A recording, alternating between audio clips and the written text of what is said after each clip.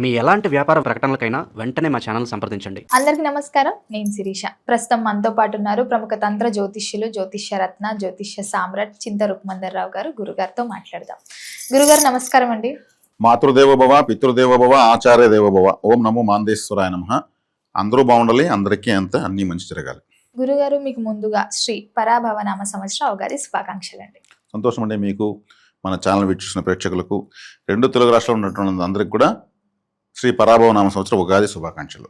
గురుగారు, ఉగాది అనగానే ఫస్ట్ గుర్తుకొచ్చేది పంచాంగం. ఈ సంవత్సరం మాకు ఎలా ఉండబోతుంది, నవగ్రహాల ప్రభావం ఎలా ఉంటుంది, ఎలాంటి జాగ్రత్తలు తీసుకోవాలి, మాకు రాజపూజం ఎంత ఉంది, ఎంత లక్ వస్తుంది, ఎంత నష్టం వస్తుంది, ఎవరితో దూరంగా ఉండాలని చాలా మంది చూస్తుంటారు పంచాంగాలు.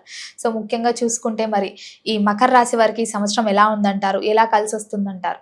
ఈ పరాభవ నామ సంవత్సరము ఉగాది నుంచి మకర రాశి వాళ్ళకి ఎలా ఉందో తెలుసుకునే ముందు ఈ రాశి వారికి రాజ్యపూజ అవమానాలు, ఆదాయ వ్యయాలు ఎలా ఉన్నాయో చూద్దాము. వీళ్ళకు ఆదాయం 2, వ్యయం 8, రాజ్యపూజ్యం 1, అవమానం 2. ఆదాయం చాలా తక్కువ ఉంది గురుగారు. ఆదాయం తక్కువ ఉంది, వ్యయం ఎక్కువ ఉంది, ఖర్చులు ఎక్కువ ఉంటాయి. ఆదాయమే లేదు కదా గురుగారు. అదేవిధంగా రాజ్యపూజ్యం 1, అవమానం 2. అంటే 2 కూడా బాగుండాలనివి బాగలేవు, బాగుండకూడనివి బాగున్నాయి. మకర రాశి వాళ్ళు జనరల్గా ఎత్తుకుంటే మొదటి నుంచి కూడా ఇలాగే ఉంటారు. బై బర్త్ ఇలాగే ఉంటారు. వాళ్ళు ఎక్కువ కష్టము తక్కువ ఫలితము, ఎక్కువ కష్టము తక్కువ గుర్తింపు.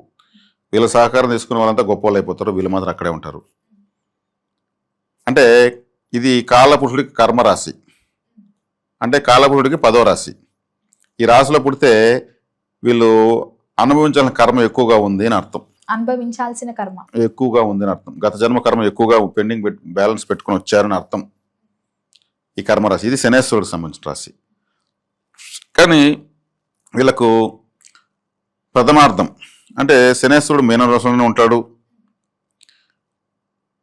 తర్వాత జూన్ తర్వాత వక్రిస్తాడు.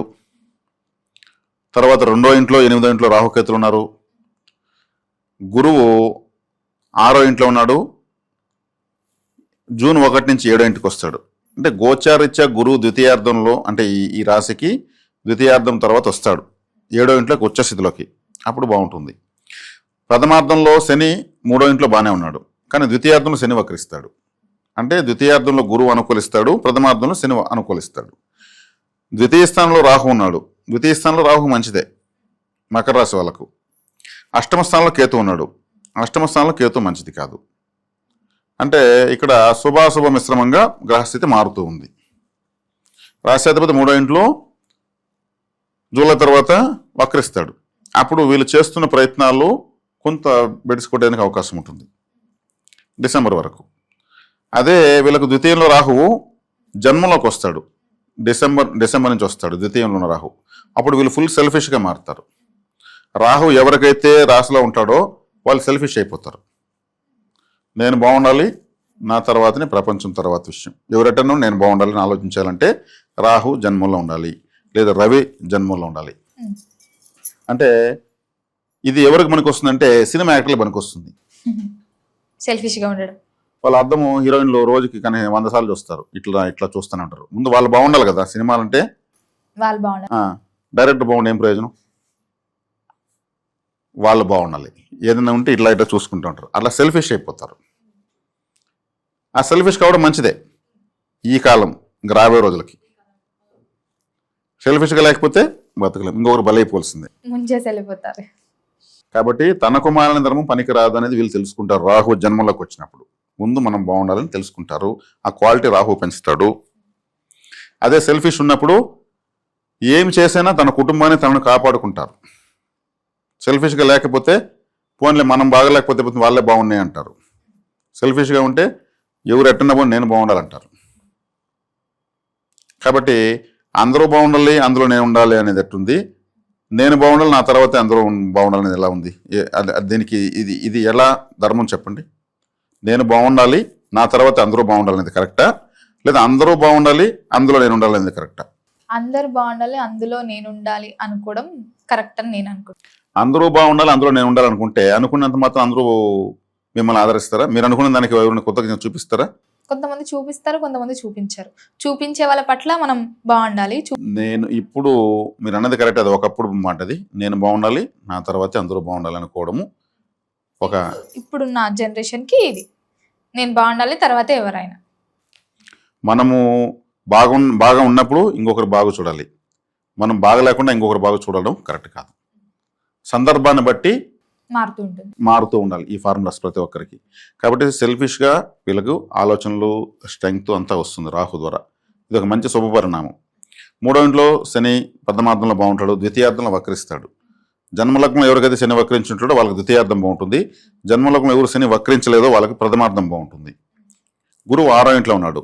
ఈ రాశికి గురువు 3, 12 స్థానాధిపతి. ఆయన 6వ ఇంట్లో ఉండడం మంచిదే, చెడ్డవాడు చెడిపోవడం మంచిదే.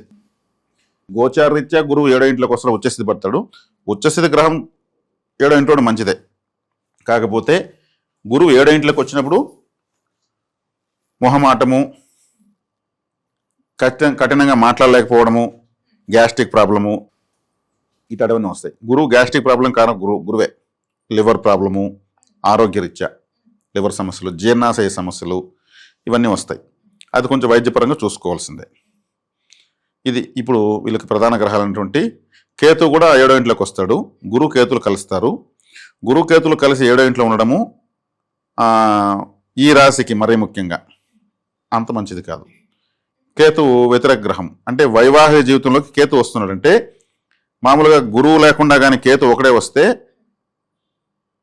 భార్యతో విడాకులు, భార్యతో గొడవలు, పెండ్లి కాకుండా ఉంటే ఇంకా కేతు మారే వరకు పెండ్లి కాకపోవడము. కేతు అంటే తల లేదు గ్రహము, అప్పుడు వశీకారం ఉండదు. పెండ్లి చూపులకు ఏం చూస్తారు? తల చూస్తారు, ఒకరి మొహం ఒకరే చూస్తారు. ఆ మొహం వెళ్ళినట్టు గ్రహం ఆడికి వస్తే పెండ్లి చూపులు ఎందుకు ఏర్పడుతుంది? అక్కడ గురువు వస్తున్నాడు కాబట్టి అక్కడ అది కొంచెం బ్యాలెన్స్ అవుతుంది. లేదా ఒకవేళ పెండ్లైనటువంటి దంపతులు ఉంటే కూడా వాళ్ళు న్యూట్రల్గా ఉంటారు, గురుకేతులు ఉంటారు కాబట్టి. గురుగారు మరి ముఖ్యంగా చూసుకుంటే వీళ్ళకి ఫస్ట్ హాఫ్ బాగుంటుందంటారా, సెకండ్ హాఫ్ బాగుంటుంది? ఇప్పుడు నేను చెప్పాను, ప్రథమార్థము జన్మజాతకంలో శని వక్రంగా లేకుండా మకర రాశిలో పుట్టిన వాళ్ళకి ప్రథమార్థం బాగుంటుంది. శని వక్రంలో ఉండి జన్మలగ్నంలో పుట్టిన వాళ్ళకి ద్వితీయార్థం బాగుంటుంది. ఎందుకంటే రాశ్యాధిపతి శనేశ్వరుడే. మకర రాశికి బై భర్త జాతకంలో శని వక్రించిన వాళ్ళు ఇప్పుడు గోచారంలో శని వక్రిస్తే అనుకూలంగా ఉంటాడు. బై భర్త శని వక్రంలో ఉన్న వాళ్ళు గోచారంలో శని వక్రించుకుంటున్నప్పుడు శని అంత ఫలితాన్ని ఇవ్వలేడు. ద్వితీయార్థంలో గురువు అనుకూలంగా వస్తున్నాడు కాబట్టి వీళ్ళకి ఏమన్నా శని వచ్చే కాడికి వక్రత్వాన్ని బట్టి ఫలితాన్ని ఇస్తాడు, గురువు వచ్చే కాడికి ద్వితీయార్థంలో రాశిని చూస్తాడు కాబట్టి ఫలితాన్ని ఇస్తాడు. కాబట్టి ఇప్పుడు పూర్తిగా ఏకపక్షంగా చెప్పలేని పరిస్థితి. శనేశ్వరుడు మన రాహుగ్రహం జన్మలోకి వచ్చినప్పుడు సెల్ఫిష్గా మారుతారు. తన స్వార్థం తను చూసుకోగలుగుతారు. ఎవరు స్వార్థం వాళ్ళు చూసుకుంటున్నారంటారు కదా, అంటే అందరూ సెల్ఫిష్గా మారిపోతున్నారు కదా అర్థము. ఇంకొకరిని పట్టించుకోలేదని అనడమే సెల్ఫిష్ అంటే. అది వీళ్ళకు రాహు జన్మలోకి వచ్చినప్పుడు అది పెరుగుతుంది. అప్పుడు పెరిగినప్పుడు ఏమవుతుంది, తమను తాము పట్టించుకుంటారు. నా ఆదాయం నేను చూసుకోవాలి, నా బతుకు నేను చూసుకోవాలి, అందరికీ నేను చేసి నేను నష్టపోతే ఎవరికి నాకు వచ్చింది ఏం లేదు అంటారు. మకర రాశి వాళ్ళంటే వేరే వాళ్ళకి ఉపయోగపడేవాళ్ళని చెప్పాను, వీళ్ళు సలహా తీసుకుని గొప్పలు అయిపోతారని చెప్పాను. వీళ్ళు సెల్ఫిష్గా మారినప్పుడు వీళ్ళు గొప్పలు అవుతారు. వీళ్ళు సొంతంగా ఏదైనా చేసుకుందాము, మనం వాళ్ళ కింద వీళ్ళ కింద పనిచేసేది అనుకునే దానికి వస్తారు, ఖచ్చితంగా అప్పుడు డెవలప్ అవుతారు. ఇప్పుడు వచ్చినటువంటి మార్పు జీవితాంతం ఉపయోగపడుతుంది. ఈ సంవత్సరం వాళ్ళకి అదే జరిగేటువంటి గొప్ప విషయము. ఏలినాడ్స్ని కూడా వదిలేసింది వీళ్ళకు. ఇంకా 30 సంవత్సరాలు రాదు ఏలినాడ్స్ని. ఈ 30 సంవత్సరాల పాటు డెవలప్ అవుతారు మకర రాశి వాళ్ళు. గురుగారు మనం ముఖ్యంగా చూసుకుంటే విద్యార్థులకు ఎలా ఉందంటారు? వీళ్ళకు విద్యార్థులకు అంటే 4వ స్థానము వీళ్ళకు కుజుడిది. కుజుడే వీళ్ళకు బాధకాధిపతి. వీళ్ళకు చిన్నప్పటి నుంచి కూడా చాలా ఎఫర్ట్ పెట్టి చదువుకుంటారు, ఎఫర్ట్ పెట్టాల్సి వస్తుంది. ఇప్పుడు ఎన్నో బాధల కోర్చి మేము చదువుకున్నామంటారు కొంతమంది. అంటే అప్పుడు ఒక 10-15 సంవత్సరాలకు ముందు చదువుకొని సాయంత్రం పోతే ఎస్టీడీలు పనిచేస్తారు, నైట్ అంతా తెల్లవారుతలు వేసి మళ్ళీ పాల ప్యాకెట్లు వేస్తారు, న్యూస్ పేపర్లు వేస్తారు, మళ్ళీ ఆ డబ్బులతో మళ్ళీ ఫీజులు కట్టుకుంటారు. ఇట్లంతా చదివే వాళ్ళు ఎక్కువగా ఈ మకర రాశి ప్రభావంలో ఉండేవాళ్ళని నాకు పరిస్థితులు తెలియంది. ఎందుకంటే 4వ ఇంటి వాడు కుజుడు, వీళ్ళకి శత్రువు, అంత ప్రశాంతంగా వీళ్ళని ఈజీగా చదువుకొనివ్వడు. కానీ వీళ్ళు అన్నీ పడి లేచి ఎంతోమందికి ఆదర్శంగా మారిపోతారు. రూపాయి విలువ తెలుస్తుంది, వీళ్ళకు బ్రతుకు విలువ తెలుస్తుంది, టైం యొక్క వాల్యూ తెలుస్తుంది, హానెస్ట్గా పనిచేస్తారు. కాబట్టి విద్యార్థులు ఎప్పుడు కూడా గోచరానికి సంబంధంలో కూడా ఎక్కువ కష్టపడుతూ ఉంటారు, చదువుతూ ఉంటారు. విద్యలో ఒక్కోసారి నెంబర్ ఆఫ్ టైమ్స్ మార్కులు కూడా తగ్గుతూ ఉంటాయి. కానీ ఇప్పుడు ఏలియన్స్ని వదిలేయడము, ద్వితీయార్థంలో గురువు అనుకూలంగా రావడము, ఇవన్నీ కూడా వీళ్ళకు విద్యలో అభివృద్ధిని సూచిస్తున్నాయి. ఉద్యోగ వ్యవస్థలో ఉన్న వారికి ఎలా ఉంటుందంటారు? ఉద్యోగం మారాలి అని ఆలోచన ఉన్న వారికి ఈ సంవత్సరం కలిసి వస్తుంది? ఉద్యోగం మారాలనుకున్న వాళ్ళకైతే మారితే మంచిదే. మకర రాశి వాళ్ళు ఎప్పుడు కానీ ఉద్యోగాలు మానేయడమే మంచిది. మానేయడం అంటే దాని అర్థం సొంతంగా ఏదైనా చేసుకోవాలని అర్థం. Own business start. వీళ్ళ సామర్థ్యం ఎక్కువ, వ్యక్తిగత సామర్థ్యం ఎక్కువ ఉన్న వాళ్ళు మకర రాశి వాళ్ళు. ఇంత ఎక్కువ ఉన్నవారు వ్యక్తిగత సామర్థ్యం అంటే టాలెంట్ ఎక్కువ ఉన్న వాళ్ళు మకర రాశి వాళ్ళు. వీళ్ళు ఇంత సామర్థ్యాన్ని చూపించి వాళ్ళు ఇచ్చేటువంటి పిసరంతా కొసరంతా తీసుకుని పనిచేయాల్సిన అవసరం ఏముంది అంటా నేను. వన్ ఫైన్ డే వీళ్ళందరూ కూడా సొంతంగానే ఏదైనా చేసుకుంటారు. సొంతంగా ఏదైనా చేసుకుని కంపల్సరీ మకర రాశి వాళ్ళంతా సొంతంగా ఏదైనా చేసుకుంటారు. అది అవకాశం ఉన్నంత తొందరగా వీళ్ళు సొంతంగా ఏదైనా చేసుకుంటే ఆ సామర్థ్యం వీళ్ళే ఉపయోగించుకుని వీళ్ళే గొప్పలు అయిపోతారు. వేరే వాళ్ళది ఎంత పని చేసినా కృతజ్ఞత ఉండదు. మకర రాశి వాళ్ళ పట్ల ఎందుకు ఎవరికి కృతజ్ఞత ఉండదు. ఇంత చేశారు మనకు కృతజ్ఞత ఉండదు. కాబట్టి ఇప్పుడు అందుకే సెల్ఫిష్గా వీళ్ళు మారినారంటే సక్సెస్ అవుతారని చెప్పడానికి కారణం వీళ్ళ సామర్థ్యం వీళ్ళకే ఉపయోగపడుతుంది. వేరే వాళ్ళకి ఉపయోగించి వాళ్ళకేమి వీళ్ళు చేసినందు వల్ల వాళ్ళ బెనిఫిట్ పొందుతారు. ఎక్కువ అడిగితే నిన్ను ఎవడు చేయమని అంటారు. వీళ్ళనే రిటర్న్ చేసిందని వెనక్కి తీసుకోలేరు కదా అట్లా. కాబట్టి మకర రాశి వాళ్ళకు ఇటువంటి పరాభవాలు ఎదురుతూ ఉంటాయి. వీళ్ళేమంటే బాగా పనిచేసిన సంతృప్తి వీళ్ళ భుజం వీళ్ళే తట్టుకుంటూ ఉంటారు. నేను చాలా హార్డ్ వర్క్ చేశాను, నాకు ఏ వర్క్ ఇచ్చినా చేస్తాను అంటుంటారు. దానికి చేసిన దానికన్నా వీళ్ళకి ఇచ్చేదేమి ఉండదు. అంటే ప్రపంచంలో ఉన్నటువంటి అన్ని కర్మాగారాల్లో ఉన్న కర్షక కార్మికులందరూ కూడా కూలీనాలి కర్షక కార్మికులు, ఓటర్స్, తిరుగుబాటుదారులు, విప్లవదారులంతా కూడా మొత్తం మకర రాశిలో ఉంటారు. విప్లవాలు వచ్చినాయంటే మకర రాశి నుంచి లేస్తాయి. కాబట్టి వీళ్ళు సొంతంగా ఏదైనా వీళ్ళ కోసం వీళ్ళు చేసుకున్న రోజు వీళ్ళు సూపర్. ఈ సంవత్సరం చేసుకుంటారు. ఆ గ్రహస్థితి అనుకూలమవుతుంది. వివాహ యోగం ఉందంటారా మరి? వివాహ యోగం ఉందండి వీళ్ళకు. సప్తమ స్థానంలో గురువు వస్తున్నాడు, బాగానే ఉంటుంది. వివాహ యోగం మంచి వివాహ యోగం ఉంది. సంతాన యోగం ఉందంటారా గురుగారు? గురువే సంతానకారకుడు. సంతానాన్ని ఇస్తాడు కాబట్టి ముందుగా పెళ్లి చేస్తాడు. ఆటోమేటిక్ పెళ్లి అవుతుంది, పిల్లలు పుడతారు, ఇబ్బంది లేదు. రాజకీయ రంగంలో ఉన్న వారికి, సినీ రంగంలో ఉన్న వారికి ఎలా ఉంటుంది అంటారు మరి? సినీ రంగం, రాజకీయ రంగం తీసుకుంటే రాజకీయ రంగానికి సంబంధించి ఎత్తుకుంటే రవి వీళ్ళకి అష్టమాధిపతి.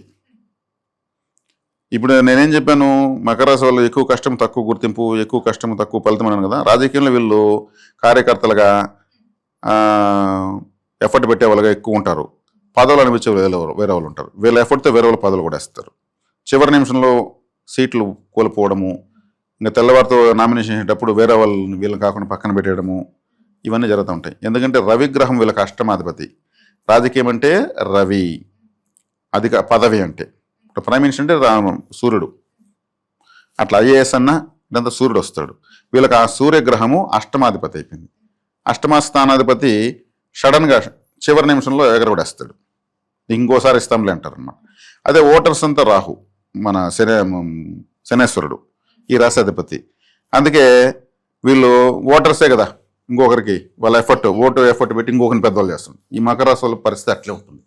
కాబట్టి రాజకీయాల గురించి వీళ్ళు పట్టించుకోకపోవడం మంచిది. గురుగారు, ముఖ్యంగా చూసుకుంటే సొంతింటి కళ సహజంగా అందరికి ఉంటుంది. మరి సొంతింటి కళ అయిన వాహన యోగం అన్న ఉందంటారా? సొంతింటి కళ, వాహన యోగము వీళ్ళ ఇంట్లో వాళ్ళ పేరుతో రాసేది చేసేదాని వల్ల సక్సెస్ అవుతారు. వీళ్ళ పేరు మీద అవ్వదా? ఉండకూడదు. వీళ్ళ పేరుతో ఏదున్నా డెవలప్ కాదు. ఇంకా గోచారంలో గ్రహాలన్నీ కూడా బాగా అద్భుతంగా రాని వీళ్ళ పేరుతో ఏ ప్రాపర్టీస్, వెహికల్స్ ఏమి ఉండకూడదు. ఇంట్లో వాళ్ళ పేరుతో రాస్తే డెవలప్ అవుతాయి. వీళ్ళ పేరుతో రాసిన రోజు అవి గ్రోత్ ఉండవు. ఫర్ ఎగ్జాంపుల్ ఈ మకర రాశులకు ఒక ప్లాట్ రాశారనుకోండి, అది గ్రోత్ ఏ ఉండదు. తీసుకున్న దానికన్నా ఇంకా రేటు తగ్గిపోతూ ఉంటుంది. వీళ్ళు అమ్మిన వారానికి డబుల్ రేట్ అయిపోతుంది. వీళ్ళు కొనక ముందు మంచి రేటు ఉంటుంది, వీళ్ళు కొన్నాక రేటు పడిపోతుంది. అదే వీళ్ళ భార్య పేరుతోనూ పిల్లల పేరుతో తీసుకుంటే గ్రోత్ పెరుగుతూనే ఉంటుంది. ప్రాపర్టీస్ వీళ్ళ పేరుతో పెట్టుకోకుండా వీళ్ళ ఇంట్లో వాళ్ళ పేరుతో పెట్టుకోవడం బెటరు.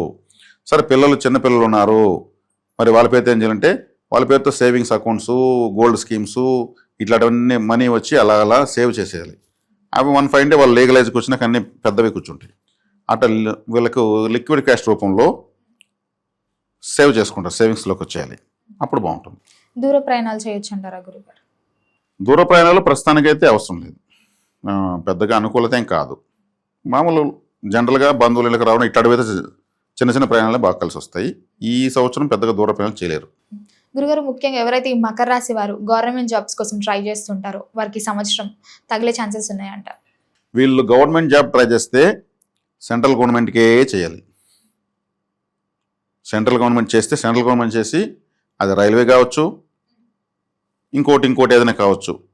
సెంట్రల్ గవర్నమెంట్ చేస్తే వీళ్ళు వెళ్ళే అంత ఎత్తుకి ఎవరు వెళ్ళరు. అది వీళ్ళు ట్రై చేస్తే సెంట్రల్ గవర్నమెంట్ దానికి తగినటువంటి ప్రిపరేషన్ అవ్వడము, ఎగ్జామ్స్ రాయడము, దానికి కోర్సులు చేయడము, సెంట్రల్ గవర్నమెంట్ ట్రై చేస్తే కూడా వీళ్ళకు వేగంగా వస్తాయి. ఇప్పుడు ఇండియన్ అడ్మినిస్ట్రేషన్ సర్వీస్ అంటారు కదా, అది ఐఏఎస్ సెంట్రల్ గవర్నమెంటే వర్కౌట్ చేసేది. అట్లాంటి వాటికి వీళ్ళు ప్రిపేర్ అవ్వచ్చు. ఎఫర్ట్ ఎక్కువ పెడతారు కాబట్టి వీళ్ళు అట్లా పోయారంటే వీళ్ళకి ఇంక తిరుగులేదు. ఇంకా మళ్ళీ జ్యోతిషం అవసరం లేదు వీళ్ళకి. సెంట్రల్ గవర్నమెంట్ టచ్లోకి వెళ్ళారంటే వచ్చేది కూడా వస్తాయి వీళ్ళకు. రైతులకు ఎలా ఉందంటారు? మరి రైతులు బాగానే ఉంటుంది. 3వ ఇంట్లో శని ఉన్నాడు కాబట్టి రైతులు బ్రహ్మాండంగా ఉంటుంది. గురుగారు మరి మొత్తం ఇది సంవత్సరం అంతా ఈ మకర రాశి వారు ఏ దైవాన్ని పూజించమంటారు, ఎలాంటి పరిహారాలు చేసుకోవచ్చు అంటారు? మామూలుగా ప్రతి రాశికి ద్వితీయ రాశి ధనస్థానము అని చెప్తాను నేను. ఈ రాశికి ద్వితీయ స్థానము కుంభము. కుంభరాశికి అధిపతి శనేశ్వరుడే, మకర రాశికి అధిపతి శనేశ్వరుడే. వీళ్ళ రాశి అధిపతి ద్వితీయాధిపతి, వీళ్ళ ద్వితీయాధిపతి వీళ్ళ రాశి అధిపతి. అంటే 2 రాశులు శనేశ్వరుడివే. ఈ కుంభము అంటే మరి శనేశ్వరుడే కదా ఈ 2 రాశులకు అధిపతి. ఈ శనేశ్వరుడు ఈ 2 రాశులకు ద్వితీయానికి కూడా ఆయనే అధిపతి అయినాడు కాబట్టి వీళ్ళు కాలభైరవ ఆరాధన ఎక్కువ చేసుకుంటే చాలు.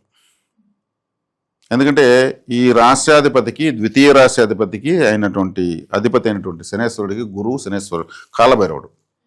కాలభైరవ ఆరాధన ఎక్కువ చేయడం వల్ల వీళ్ళకు ధన సంపదలు బాగుంటాయి. నిత్యం కాలభైరవ ఆరాధన అష్టం చదువుకోవచ్చు, వీధి కుక్కలకు ఫుడ్ పెట్టచ్చు, మా క్షేత్రాలు దర్శించవచ్చు, చాలా మంచిది. అటనే ఇంట్లో కుక్కను పెంచకూడదు. ఇంట్లో కుక్కను పెంచితే కుజగ్రహము, వీధిలో కుక్క రాహుగ్రహము. కుజుడు వీళ్ళకి బాధకాధిపతి. అంటే ఇంట్లో కుక్కను పెంచుకుంటే వీళ్ళకి బాధలు ఎక్కువ అవుతాయి. కాబట్టి వీధిలో కుక్క ఫుడ్ పెట్టడం వల్ల బాధలు తీరుతాయి. అదొక డిఫరెన్స్. గురుగారు మొత్తం ఇది సంవత్సరంలో మకర రాశి వారికి ఎలా ఉండబోతుంది, ఎలాంటి జాగ్రత్తలు తీసుకోవాలో తెలియజేసినందుకు ధన్యవాదాలు. ధన్యవాదాలు.